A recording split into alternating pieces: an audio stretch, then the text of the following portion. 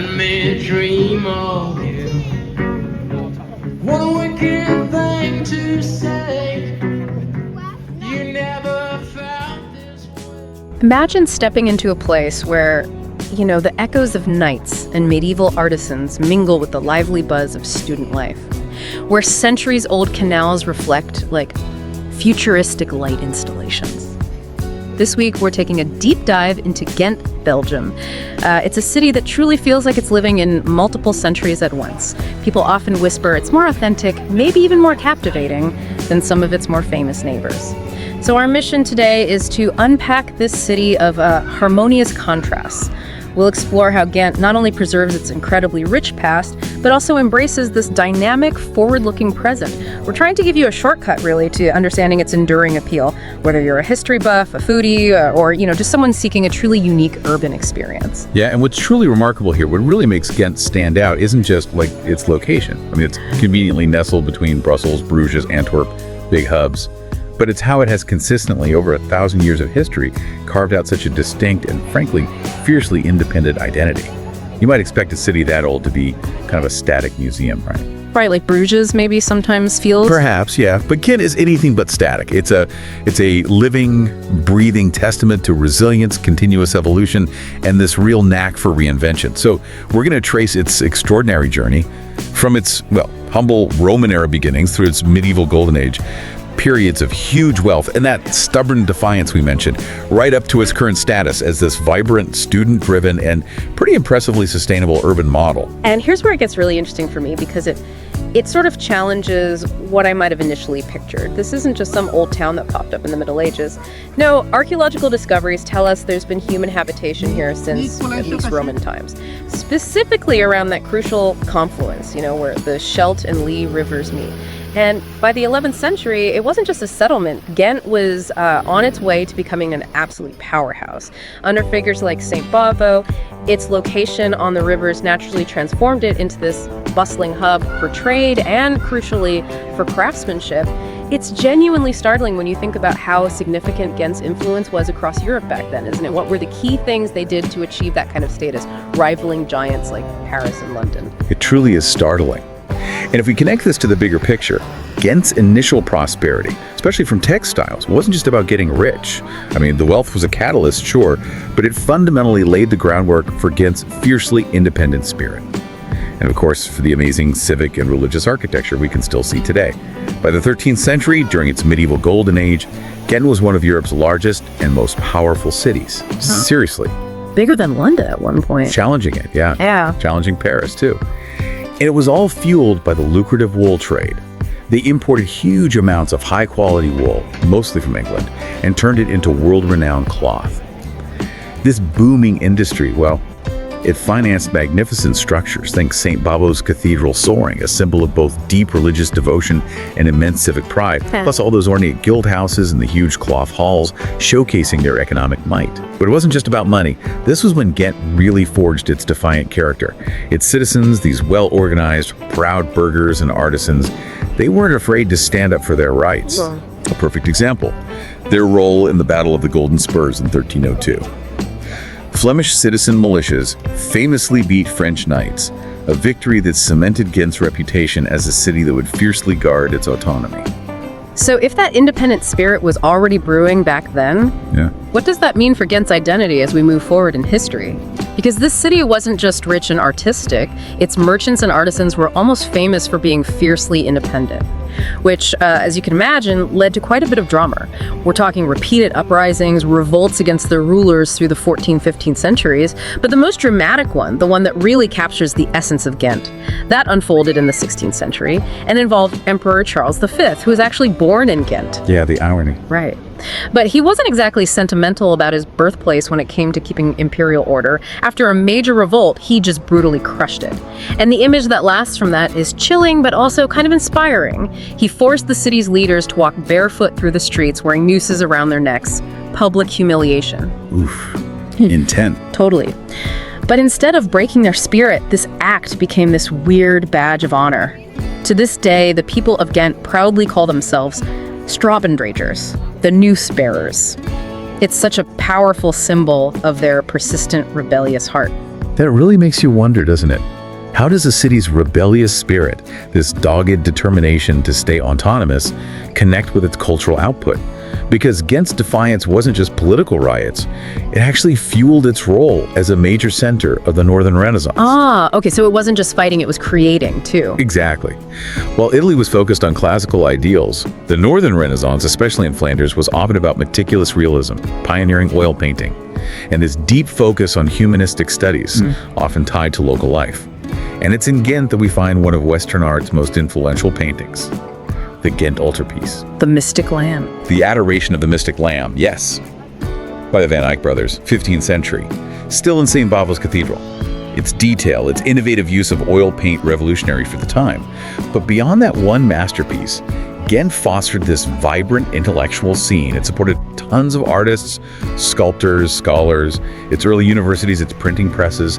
They later became crucial for spreading humanist ideas across Europe, challenging old ideas, Like its citizens challenged rulers. Precisely. And you can still dive into this rich artistic heritage today, not just at St. Bavo's, but also at world-class spots like the Museum of Fine Arts or the Stam City Museum, which does a great job weaving art into the city's story. Okay, so moving beyond that era of medieval power and Renaissance brilliance, Ghent didn't just sit still. A new, massive change was sweeping Europe, the Industrial Revolution. And Ghent, always the innovator it seems, plunged headfirst into it, forging a totally new identity. Amidst the noise of machines and the expansion of its canals, by the 18th and 19th centuries, the city gets another fascinating nickname, the Manchester of the continent. Evocative. Yeah, and it wasn't just a casual name. It reflected Ghent's leadership in textile manufacturing, now powered by steam, and using its intricate canal network that linked it right to the sea. This boom transformed Ghent, not just economically, but physically. Canals expanded, huge factory districts popped up with tall chimneys, population soared. But with downsides, presumably. Oh, absolutely. It generated immense wealth, sure, but it also brought really challenging, often harsh working conditions for the laborers. And this very struggle ignited a powerful labor movement, one that didn't just fight for better wages, but profoundly shaped Belgian politics, pushing for things like universal suffrage, social welfare. Laying the groundwork for modern Belgium, really. Exactly. It's incredible to think those industrial shifts from the 19th century still resonate in Ghent's character today. You see it in the architecture, the sort of community focus, even as it moves into a post-industrial future. And what's truly remarkable about that is how Ghent just keeps this pattern of transformation going. Now the focus is on progress and sustainability. It's not just, passively preserving history in amber. It's actively, intentionally building a future. It's kind of a living lab for modern urban challenges. Modern Ghent is Belgium's third largest city, about 260,000 people. Yet it brilliantly keeps this welcoming, almost village-like human scale, a real contrast to some huge metropolises. Right, it doesn't feel overwhelming. Not at all. And a huge part of that unique energy comes from its academic heart. It's got one of the country's biggest universities, over 40,000 students. They just infuse the city with this vibrant, youthful energy. You see them everywhere. Ancient cafes, libraries, public spaces. They're a constant cultural and intellectual stimulus. So the students are key to its modern vibe. Absolutely key. And this youthful dynamic is deeply tied to Ghent's strong commitment to sustainability and progressive values. Yeah. They've pioneered huge car-free zones, making bikes the preferred, often fastest way to get around. And you see initiatives, often led by these students, urban gardening, zero-waste campaigns, really reshaping daily life. And of course, the Gentse Feesten, that massive 10-day city festival. Oh yeah, I've heard of that. Huge party, right. Huge, but also a prime example of its ongoing cultural vibrancy. A really inclusive celebration that draws hundreds of thousands. That sounds almost too good to be true. A city that's ancient and cutting edge, vibrant and sustainable. So if you were actually visiting, what tangible experiences bring this story to life? Beyond the history books, Ghent offers these really impactful, hands-on ways to connect. You absolutely have to explore the Gravensteen, the Castle of the Counts. This isn't some ruin, it's an incredibly imposing 12th century fortress, thick stone walls, towers, a moat once home to the Counts of Flanders. Properly medieval. Totally. You wander through its ancient rooms, even the old torture chamber, a bit grim, but definitely impactful, a visceral reminder, but then you climb to the top, get these panoramic city views, and it's like stepping out of the past right into the vibrant present. That's a real Ghent moment. And we have to mention St. Bavo's Cathedral again. Not just for the altarpiece, amazing as it is, but for the breathtaking Gothic architecture, the light through the stained glass, the ornate Baroque chapels. Plus, that's where Charles V, our new spare emperor, was baptized. A chilling link to the city's rebellious side and its centuries of faith and art. Wow, layers upon layers. Exactly. And then there are the Graslei and Korenlei. These quays along the River Lea, arguably the most picturesque spot. Historically, the heart of trade. Lined with stunningly preserved medieval guild houses, now full of inviting outdoor cafes. They're magical at night, all lit up, perfect for just a stroll or a river cruise. You get a real sense of the city's enduring pulse there. Which brings up a crucial question for any curious traveler. How does Ghent make sure you're not just looking at history, but really engaging with it, making it immersive? Its diverse museums help a lot, each offering a unique angle. Stam, the city museum, gives a great overview of Ghent's whole story. The Museum of Fine Arts has masterpieces, from Flemish masters to modern art. Then there's SMAK for cutting-edge contemporary stuff, the Design Museum, the Industrial Museum exploring that Manchester past, even the House of a Line, which gives these intimate glimpses into daily life through the ages. So lots of ways to dive deeper. Definitely. But beyond the visual, Ghent also shines with its food. It's famously home to waterzooi, that creamy, comforting chicken or fish stew, a real local classic. Sounds delicious. It is, but what's particularly progressive and exciting is its role as a leader in vegetarian and vegan dining. They even started Veggie Day every Thursday. Lots of places offer dedicated plant-based menus. It's this innovative approach to sustainable eating the whole city seems to embrace. That is interesting. And of course, Belgian beer culture. It's vibrant here. Countless pubs, breweries, each with its own character, great selections, often paired expertly with local cheeses or chocolates. You really experience this lively atmosphere, especially with the students, in bustling markets like Vrijdag. History, community, food, it all comes together. All of the deep history, the art, the food innovation, plus that youthful student energy keeps the city dynamic, inclusive, and constantly evolving. It fuels the nightlife, the year-round cultural events. Okay, let's try and unpack this one last time as we wrap up. Ghent truly is a city of remarkable contrasts, but also profound harmony, isn't it? From its imposing medieval towers and its fiercely rebellious past, through those industrial changes to its modern, sustainable outlook and that vibrant student life, it's a place that continually reinvents itself while staying remarkably true to its unique, independent character. Its interwoven history of trade, art, and stubborn defiance is just palpable. You feel it in the streets, you see it in the guild houses. It creates this lasting appeal. It's a city that manages to offer a high quality of life for residents and just countless diverse attractions for visitors. Whether you want deep history, cutting-edge culture, incredible food, or just that remarkably welcoming, authentic vibe, it's not just a city to visit, it's a city that really invites you to experience, to discover, and to connect.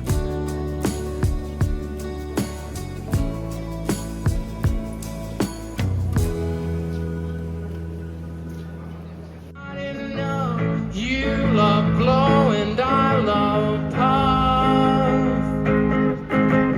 And life is like a pipe, and I'm a tiny penny rolling up the walls inside.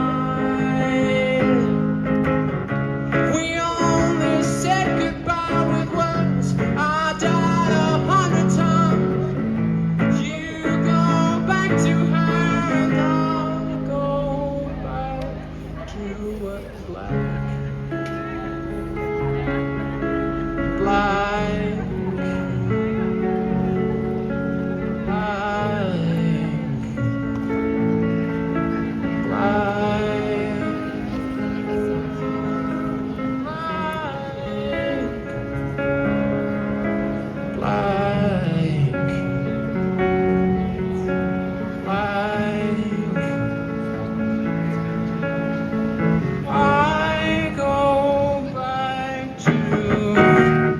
Sorry.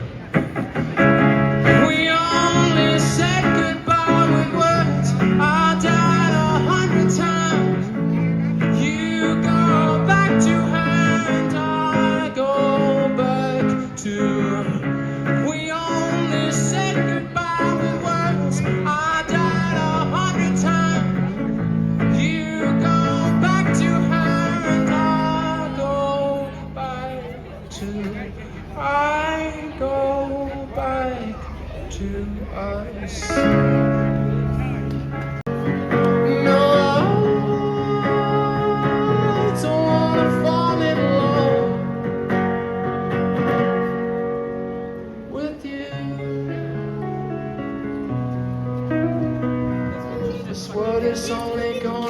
break your heart.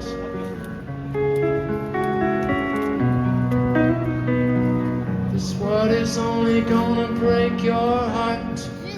World was on fire and no one could save me but you. Strange what desire would make foolish lovers do.